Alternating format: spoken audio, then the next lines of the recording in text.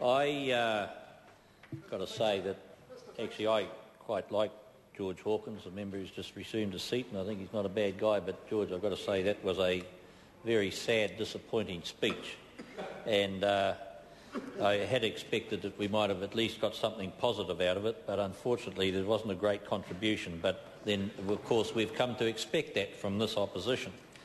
I want to just start by saying that I'm delighted to be standing here supporting this legislation. And I first of all want to start by saying that when I first got appointed as the Associate Minister of Local Government, of which I'm very proud to be such, I thought this will be interesting, working with Rodney Hyde as Minister of Local Government. It's going to be an interesting experience, and it has been, I've got to say, because it's exactly the same words I'm going to tell you this last night. Fortunately, I wasn't talking to you last night, Hone. Mr. Speaker, I've got to say that it's been fantastic working with Rodney Hyde as Minister of Local Government.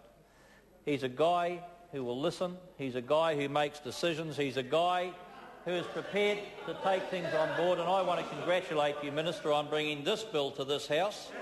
Because it needs to be said. This needs to be said, and I want to say it because I'm the guy who worked with Rodney Hyde, and I want to say that I really respect you, Rodney, and thank you for the work you've done on this bill. So thank you very much for making this contribution. In this bill itself, let me just turn to the bill, Mr. Speaker, if I might, and let me just talk about this, that one of the things that George Hawkins spoke about was the fact that there was this anticipation that Rodney Hyde would, and the government, would actually reduce rates. Well, Mr. Speaker, this bill is a start in where we can expect to take costs out of local government. And in that regard, again, it's exactly what local government and the ratepayers in this country have been asking about. Let me just give you an example of one of the things that it will do, which the member who resumed his seat actually spoke about and was complimentary about. And that's the pre-election report that's to be done by the Chief Executive for the Council. In Northland currently, of course, the local body elections are coming up, and we had a statement made by one of the mayors saying that their rate increase would be less than inflation, about 3%. Which mayor? That was the mayor of the far north. And then it turned out that, of course, he wasn't to be the best of them, so the mayor of Whangarei District Council announced that, well, of course, they'd be able to do better and they could expect their ratepayers to have a rate increase of about 2%. So not to be outdone, then the mayor of the Kaipara District Council said, well, they're going to have 0%, which is all well and good. The problem is, of course, that none of them have told their ratepayers about their infrastructure deficit. None of them have actually disclosed to their ratepayers what the challenges are ahead. And particularly in the likes of Whangarei, they have some serious infrastructure issues to address. This sort of declaration or exposure of how infrastructure, it's not just about the economics of the council, it's about the infrastructure, it's about what the people can expect ahead of them. This report will actually lay it on the table as to the status and the present position of their council, and then say to candidates, whether they be for mayors or for councillors, and what are you going to do to have these issues addressed? And I've got to say that's going to be an amazing step forward for local government and for ratepayers in this country.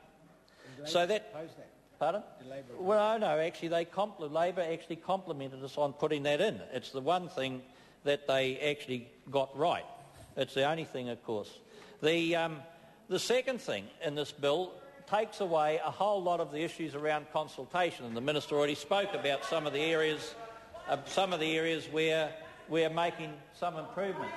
But, Minister, I want to say this to you, and I want to say this to the Select Committee. Personally, I don't think that the bill goes far enough in that regard. I think there are other areas in regard to the demands that we ask of local government and that we ask them to go and consult their people on, that we can actually improve on.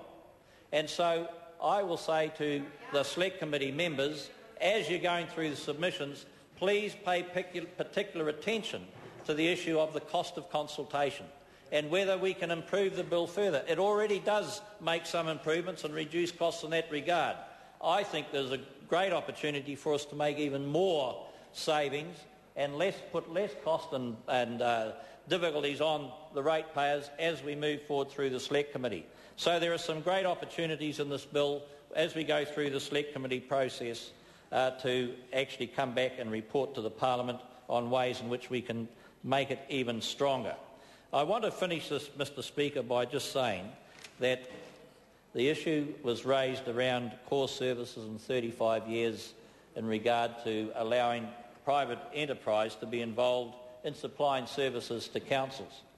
I think it was a bit rich from the previous speaker, actually did it in the local authority in which he was involved, actually, and made huge improvements to his credit and to the credit of his council in that regard by introducing private services or private sector into the local government to deliver. And I think it's a bit rich for him now to stand up there and criticise nevertheless. And the second thing that he complained about or criticised was around the issue of core services. Well, of course, it seemed to me in the speech that he made the member hadn't actually read the bill, because what it's saying is that they expect the local authorities and their residents to decide what the core services are in their particular local authority, which may be different from the far north to that in Invercargill, but then that local authority has to deliver those first on behalf of the people. So it may be libraries and it may be a whole host of things down in Invercargill. It could be something quite different in some other area. But the point that is made, and this is what the bill says, is that we do expect the local authorities, the leaders of the local authorities, to focus on those first before they do things that may be demanded that are not considered to be core within their district. And so again, that allows democracy to prevail.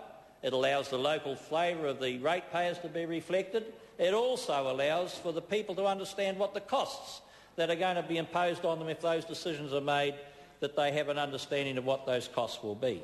All that, Mr Speaker, will improve local government in this country. And I support this bill entirely. As I say, I think there's still room for us to make further improvements. I hope that as we go through the Select Committee that they will come back and report to the Minister and to myself and to this Parliament that there are further opportunities that we can take to make a local government better in this country. But let this be said, that this is a great step forward for local government and for the ratepayers of this country today to have this bill before this House. It means at last we have a government that is serious about local government. We have a minister that is prepared to listen and to represent the views of local government, and that's to his credit and to the credit of this government. Thank you very much. I call Brendan Burns. Mr Speaker, I'm very pleased to speak on the local government 2000